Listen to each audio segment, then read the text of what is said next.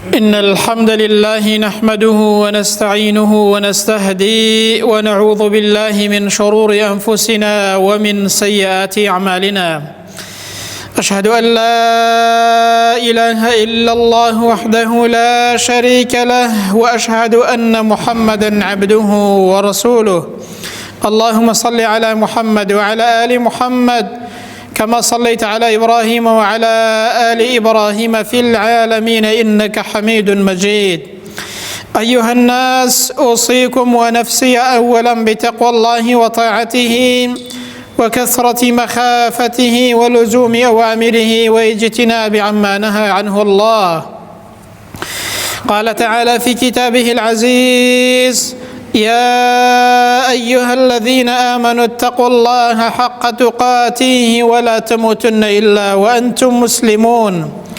أما بعد، فإن أصدق الحديث كتاب الله، وخير الهدي هدي محمد صلى الله عليه وسلم، وشر الأمور محدثاتها، وكل محدثة بدعة، وكل بدعة ضلالة، وكل ضلالة في النار. أما بعد، ئیمانداران، سەلام و ڕەحمەت و میهرەبانی خودای پەروەردگار لە ڕۆژێکی ئاوا پیرۆز و لە شوێنێکی ئاوا پیرۆز بڕژێ بەسەر هەموو لایەکماندا. خودای پەروەردگار بە لوتف و کەڕەمی خۆی بمانگەڕێ لە بەندە ڕاستەقینەکانی خۆی، دامەزرا و بەردەواممان کات لەسەر دینداری هەتاوەکو دەگەینەوە خزمەتی خودای پەروەردگار. خودای پەروەردگار فەرمانی بە ئێمە کردووە هەتاوەکو لە ژیاندا بین، دەچینەوە خزمەتی خودای پەروەردگار و تاوەکو ڕۆژی مردنمان بەردەوام و دامەزراو بین لەسەر دینداریمان، بۆ ئەوەی پێمان نەخلیسکێ و شەیطان فێڵمان لێ نەکات و هەڵمان نەخەڵەتێنێت. دەبێ بەردەوام پەیوەندیمان لەگەڵ خودای پەروەردگاردا بەهێز بێت و لەسەر دینداری و تاعەت و عیبادەت بەردەوام بین. وخوای پەروەردگار فەرمانی پێکردوین هەتاوەکو دەمرین لەسەر عیبادەت و تاعەتی خودای پەروەردگار بەردەوام بین و هەروەها دامەزراو بین. بۆیە بە کورتی دەڵێن گەورەیی دامەزراوی لە دینداریدا. ئیستیقامەت و دامەزراوی یەکێکە لە کارە هەرە گرنگەکان، ئەوەی کە ئینسان کردوویەتی لێی کەم نەکاتەوە لەسەری بەردەوام بێ و دامەزراو بێت، بەڵکو لێی زیاد کات. هەروەکو ئیبن حەجەر فەرموویەتی دامەزراوی و ئیستیقامەت ئەوەیە کە ئینسان دەست بە فەرمانەکانی خودای پەروەردگارەوە بگرێت، بەوەی کە واجبەکان جێبەجێ بکات، لە قەدەغە کراوەکانیش دوور کەوێتەوە، دامەزراو بێ و بەردەوام بێت. ئەوە بریتیە لە ئیستیقامەت و دامەزراوی. ئیستیقامەت حەقیقەت و ڕاستی ئیستیقامەت خۆی لە دوو شتدا دەبینێتەوە. یەکەمیان ئینسان لەسەر ڕێگای ڕاست بێت، وەکو خۆی گەورە فەرموویەتی: وأن هذا صراطي مستقيما فاتبعوه. ئەوە ڕێگای ڕاستی منە کە ڕێگای ئیسلامە و ڕێگای دینداری و عیبادەت و تاعەتی خۆی گەورەیە. لەسەری بەردەوام بن وە شوێنی بکەون، واتە شوێن ئەو ڕێگایە بکەون کە ڕێگای ئیسلامەتیە، ڕێگای ئیسلامە. دووهەمیان حەقیقەتی ئیستیقامەت ئەوەیە کە ئینسان لەسەر ئەو ڕێگا ڕاستە بەردەوام بێت هەتاوەکو دەمرێت، وەکو خۆی گەورە دەفەرمێت: ولا تموتن إلا وأنتم مسلمون. مەمرن تەنها بە موسڵمانی نەبێت، واتە بە موسڵمانی بژین بۆ ئەوەی لەسەر ئەو ڕێگایە بمرن و بە موسڵمانی بمرن. چونکە ئینسان لەسەر چ بژێت لە ژیانی ڕۆژانەیدا، دەی هەر لەسەر ئەوەش دەمرێت. کەواتە حەقیقەتی ئیستیقامەت ئەوەیە کە ئینسان لەسەر ڕێگای ڕاست بێت، ڕێگایەکی دەستکرد و هەڵە نەبژێریت. دووهەمیان لەسەر ئەو ڕێگا ڕاستە بەردەوام بێ و ئیستیقامەتت هەبێت هەتاوەکو دەگەیەوە خزمەتی خودای پەروەردگاری خۆت. ئەوە بریتیە لە ئیستیقامەت و حەقیقەتی ئیستیقامەت. خودای گەورە دەفەرمێ: فاستقم كما أمرت ومن تاب معك ولا تطغوا. ئەی پێغەمبەر صلی الله عليه وسلم، ئەی هەر کەسێک کە خۆت بە ئومەت و شوێنکەوتەی ئەو محەممەدە دەزانی، هەر فەرمانێک ڕووی لە پێغەمبەر بێت مەگەر بەڵگە هەبێت کە تایبەتە بە پێغەمبەرەوە، ئەگەر نا ئێمەش دەگرێتەوە و هەموو ئومەتی ئەو پێغەمبەرش دەگرێتەوە صلی الله عليه وسلم. فاستقم كما أمرت. ئەی پێغەمبەر صلی الله عليه وسلم، ئەی ئومەتی پێغەمبەر، دامەزراو بن وەکو چۆن فەرمانتان پێکراوە، دامەزراوی مەبەست تەنها لە عیبادەتی شەخسی و نوێژ و ڕۆژوو نییە، بەڵکو مەبەست بە کۆی دینداریە. دەست بە دینداریتانەوە بگرن، لەسەر دینداری و تاعەت و عیبادەتی خی پەروەردگار بە شێوازێکی گشتی دەستی پێوە بگرن و هەروەها دامەزراو بن. هەر کەسێک کە لەگەڵتدایە لەگەڵ تۆدا دەگەڕێتەوە بۆ لای خی پەروەردگار، واتە هەموو ئومەتەکەت. ئیبن عەباس دەفەرمێت ئەو ئاەتە زۆر قڕس بوو لەسەر پێغەمبەر صلی الله عليه وسلم، چونکە فەرمانی دامەزراوی دەکات. زۆر قورسە کە ئینسان لە ژیانیدا ئەو لاولا نەکات و لەسەر دینداری بەردەوام بێت، لی کەم نەکات بەڵکو لی زیاد کات. ئەو ئاەتە زۆر لەسەر دڵی پێغەمبەر صلی الله عليه وسلم قورس و گران بووە، چونکە فەرمانێکی زۆر گرانی قورسی تێدایە، بەڵام پاداشتەکەی زۆر گەورەیە کە سەرفرازی و عاقبەت خێری دنیا و هەروەها بەختەوەری قیامەتە. ئینسان دامەزراو بێت لەسەر تاعەت و عیبادەتی خوای پەروەردگار. یەکێک لە زانایان دەفەرمێت یەک لەحظە ئەگەر بێفەرمانی خوای پەروەردگارم کردبێت خۆم محاسبە کردووە، یەک لەحظەیەک لە غەیری تاعەت و عیبادەتی خوای گەورەیە سەرفم کردبێت ئالەوەشا لە خۆم پرسیەوەتەوە کە ئێمە زۆربەی ژیانمان لە غەیری تاعەتدا دەڕوات کەچی زۆریشمان محاسبەی خۆمان ناکەین. واتە ئەی ئینسان بەردەوام بە و دامەزراو بە لەسەر تاعەت و عیبادەت، لەسەر عیبادەتەکانت بۆ ئەوەی بە موسڵمانی بمری و بگەیەوە خزمەتی خدای پەروەردگاری خۆت.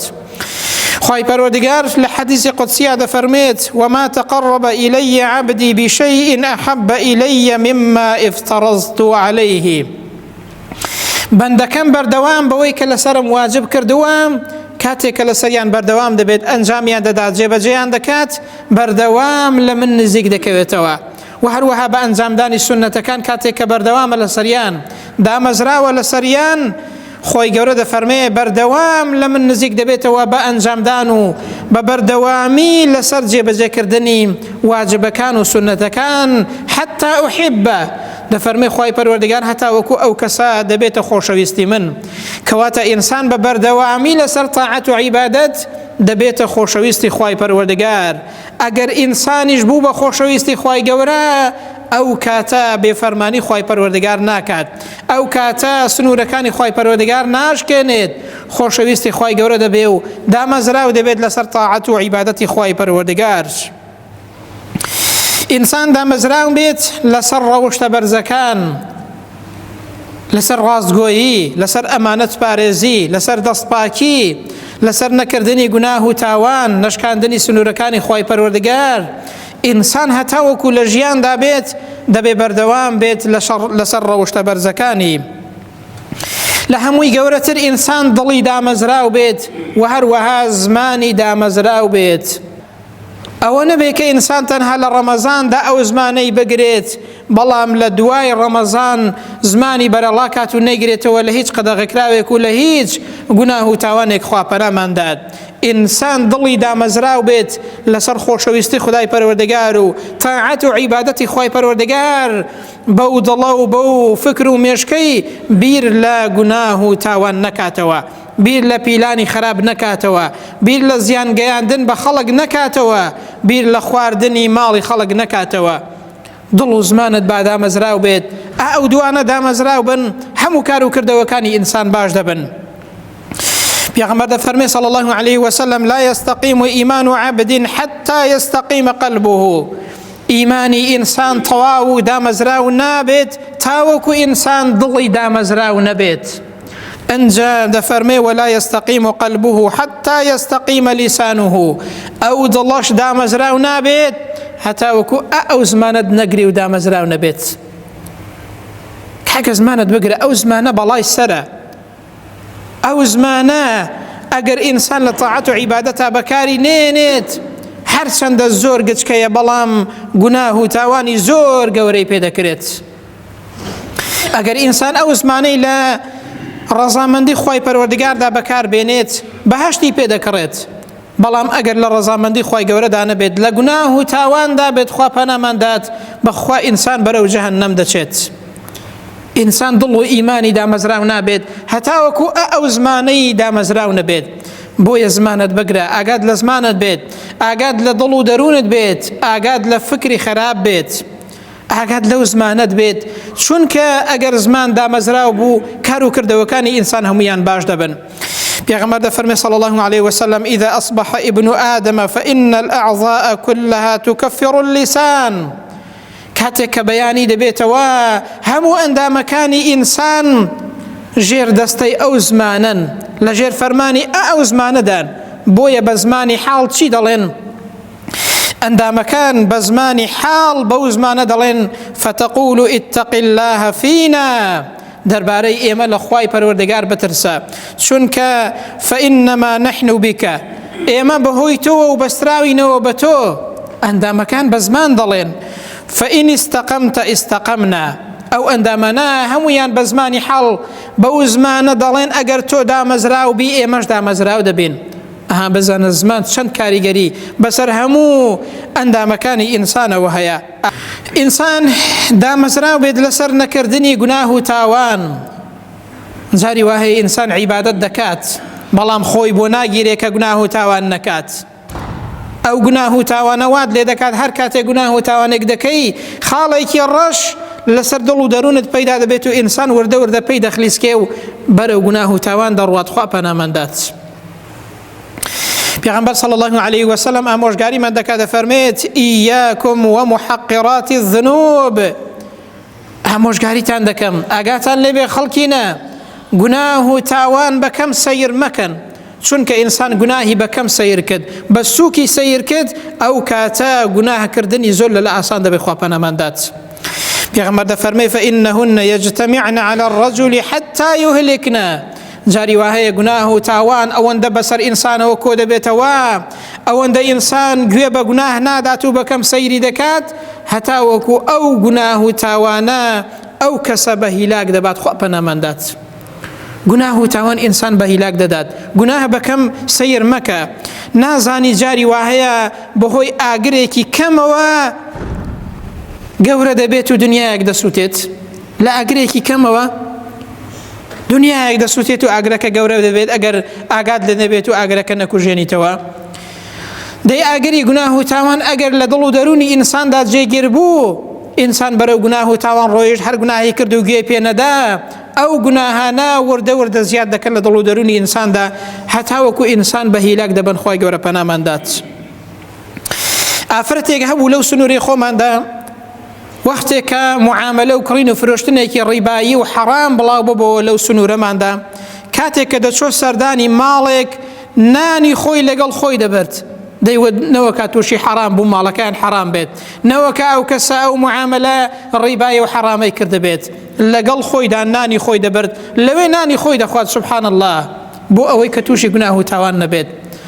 ئینسان چەند گرنگە کە خۆی لە گوناه و تاوان بپارێزێت، خۆی لە حەرام بپارێزێت. بەخوا جاری وهەیە یەک پاروی حەرام، لوقمەیەکی حەرام کە چۆن ناوسکتەوە و هاتە ماڵتەوە تووشی چەندین گوناه و تاوان و خراپەی زیاترت دەکات. ئینسان دامەزراو بێت لەسەر نەکردنی گوناه و تاوان و خۆگرتن لە گوناه و تاوان. بیلالی کوڕی سەعد دەفەرمێت تەماشای ئەوە مەکە کە گوناهێک دەکەی گوناهێکی گچکەیە، تەماشای ئەوە کە بەرامبەری کێ ئەو گوناهە دەکەیت، بەرامبەری ئەڵڵا، تەماشای گەورەی ئەڵڵاکە، تەماشای گچکەی گوناه و تاوانەکە مەکە.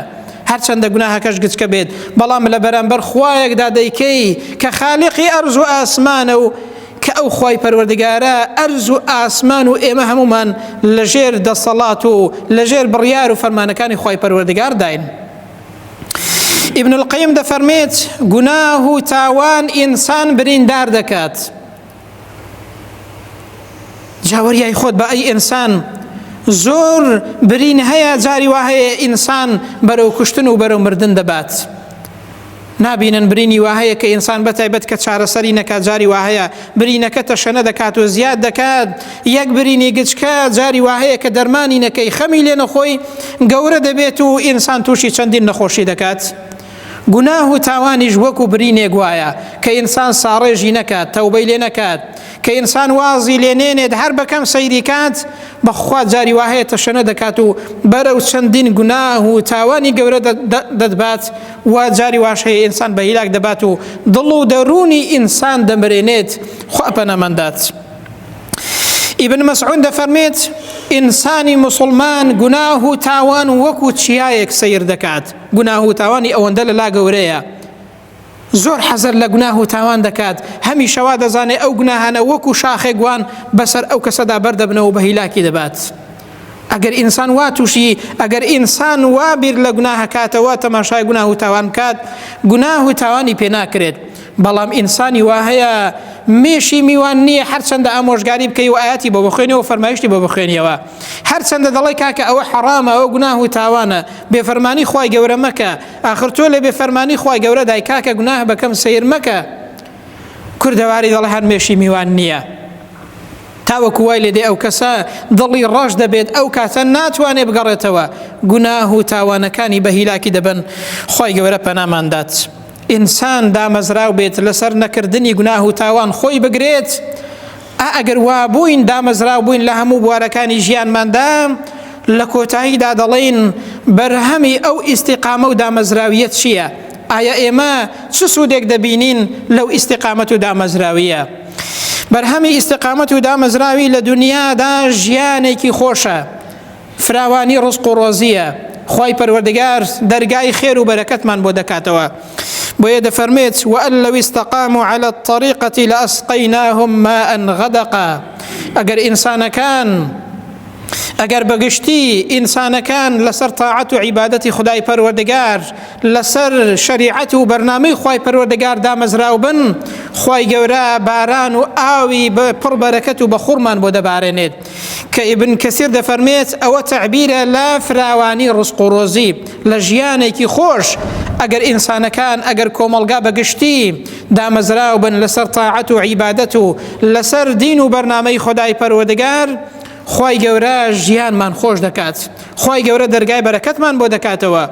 کاکە خۆش ژیانی خۆش هەر ماڵ و سامان و ماڵی دنیا نییە، جاری وایە ئینسان لە هیچی کەم نییە، بەڵام دڵی خۆش نییە و ئاسوودە نییە، تام لەو ماڵ و سامانەش و لەو ژیانەش ناکات. خوای گەورە دڵت خۆش دەکات، ژیانت خۆش دەکات، بەرەکەتت بۆ دەبارێنێت ئەگەر ئێمە بەردەوام بین لەسەر دینداریماندا. ئەگەر ئێمە بەردەوام بووین لە دینداریماندا، خوای پەروەردگار دەرگای بەرەکەتی ئەرز و ئاسمانمان بۆ دەکاتەوە. ئەنجا لە ڕۆژی قیامەتدا بەرهەمی ئەو ئیستیقامەت چییە بۆ ئینسان؟ بریتیە لە ڕەزامەندی و بەهەشتی خودای پەروەردگار. خوای گەورە دەفەرمێت إن الذين قالوا ربنا الله ثم استقاموا. ئەوانەی کە لە ژیانیاندا هەمیشە دەڵێن ئەڵڵا پەروەردگارمانە، ئەڵڵا ژێنەر و مرێنەرمانە، ئەڵڵا بە پەروەردگاری خۆیان دەزانن، بە گەورەی خۆیان دەزانن، لێی دەترسن، شوێنی ڕێگای ئەو ئەڵڵایە دەکەون، و پاشان بەردەوامن دامەزراون لەسەر دەستگرتن بە شەریعەت و دینی خودای پەروەردگارەوە، لەسەر جێبەجێکردنی فەرمانەکانی خوای پەروەردگار. ئەو کەسانە چیان بۆ هەیە؟ تتنزل عليهم الملائكة. فریشتەکانی خوای پەروەردگار دێنە لایەن. کەی دێنە لایەن؟ لە سێ کاتی زۆر گرنگدا زانایان فەرموویانە. یەکەمیان لە کاتی سەرەمەرگدا کە هیچ کەسێک فریاد ناکەوێت، ئەو فریشتانە دێنە لات، مژدەت پێ دەدەن. دووەمیان کە دەچیە ناو گۆڕ، هیچ کەسێک نییە کە فریاد کەوێت بێجگە لە خوای پەروەردگار، کەست لەگەڵ نییە، خەزم و کەس و کارێک، ماڵ و سامانێک، هیچ شتێک لە گۆڕەدا نییە. لەو کاتەدا فریشتەکانی خوای گەورە دێن مژدەت پێ دەدەن. لە کاتێکدا سێمیان لە ڕۆژی قیامەتە، کاتێک کە ئینسانەکان هەڵدەستنەوە دێنە دەرەوە لە دەشتی مەحشەر، لەو کاتەشە فریشتەکانی خوای گەورە دێنە لات مژدەت پێ دەدەن، پێت دەڵێن ئەلا تەخافوا ولا تەحزەنوا. لەو سێ کاتە گرینگانە ئەو کەسێک کە بەردەوامە و دامەزراوە لە دینداریدا، بەو کەسە دەڵێن ئەی ئەو کەسە، ئەی مسلمان، ئەی ئەو کەسەی خاوەنی ئیستیقامەت بوویت، مەترسە و خەمبار مەبە، هیچ مەترسیەکت نەبێت، خەمباریش مەبە. وأبشروا بالجنة التي كنتم توعدون. مژدە بەو کەسە دەدەن، دەڵێن مژدەت لێبێت بەو بەهەشتەی کە پەیمانت پێدرا بوو لە دنیادا، ئێستا ئەو بەهەشتە بۆ تۆیە، ئەو ناز و نیعمەتە بۆ تۆیە. ئەو کەسەی خاوەنی ئیستیقامەتە، ئەوە بەرهەمەکەیەتی لە دنیادا ژیانێکی خۆش و بەرەکەتی خوای پەروەردگار، لە قیامەتیشدا، لە کاتی مردنیشدا، لە سەرەمەرگیشدا، لە دەشتی مەحشەریشدا فریشتەکان دێنە لات، ئومێدت پێ دەدەن، مژدەت پێ دەدەن، پێت دەڵێن مژدەت لێبێت بەو بەهەشتەی کە خوای پەروەردگار لە دنیادا وعد و بەڵێنی پێدا بووی، ئەو بەهەشتە و ئەو ناز و نیعمەتە بۆ تۆیە. ئەوە بریتە لە بەرهەمی دامەزراوی لەسەر دینداری. هەر یەکێک لە ئێمە کە بەردەوام بێت دامەزراو بێت لەسەر دینداری و تاعەت و عیبادەتی خوای پەروەردگار، لەسەر دەستگرتن بە دینی خدای پەروەردگار تاوەکو دەمرێت، ئەوە بەرهەمەکەیەتی لە دنیا و لە قیامەتدا. دوعا دەکەین و دەپاڕینەوە خوایە بە گەورەی خۆت داوات لێ دەکەین دامەزراومان کەی لەسەر دینداری، دامەزراومان کەی لەسەر تاعەت و عیبادەت، دامەزراومان کەی لەسەر فەرمانەکانی خۆت. خوایە داوات لێ دەکەن بە گەورەی خۆت تاوەکو دەگەینەوە خزمەتی تۆ دامەزرا و بەردەوام بین لەسەر دینداری، لەسەر شوێن کەوتنی فەرمانەکانی تۆ، لەسەر جێبەجێکردنی فەرمانەکانی تۆ، لەسەر دەستگرتنمان بەو دینە پیرۆزەی تۆوە تاوەکو دەگەینەوە خزمەتی تۆ. یا ربی خوای گەورە داوات لێ دەکەین بۆ خاتری ناوە جوان و سیفەتە بەرزەکانت هەمیشە دامەزراو بین، هەمیشە لی زیادکەین و لە دینداریمان کەم نەکەین. یا ربی خوای گەورە بە ئیمانەوە بمانژێنی، خوایە بە ئیمانەوە بمان مرێنی. یا ربی خوای پەروەردگار لە ڕۆژی قیامەتدا لە دەشتی مەحشەردا لە ناخۆشی و ناڕەحەتیەکان پارێزراومان کەی. یا ربی خوای گەورە بە بەهەشتی پان و بەرینی خۆتمان شاد کەی. هەر کەسێک کە نەخۆشە و ناڕەحەتە خوایە بەهانایەوە بچی و شیفای بەخێری بۆ بنێری. خوایە هەر کەسێک قەرزدارە قەرزەکەی بۆ بدەیەوە.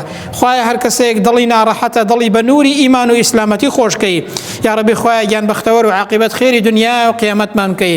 مسلمانان لە هەر شوێنێکی دنیا هەن خوایە سەرکەوتویان کەی. خوایە داوات لێ دەکەین مسلمانان لە هەر شوێنێکی ئەو دنیای هەن سەرکەوتویان کەی، ئیسلاحی حاڵیان کەی. یا ربی خوای گەورە داوات لێ دەکەین بە تایبەت مسلمانانی غەزە سەرکەوتوو کەی.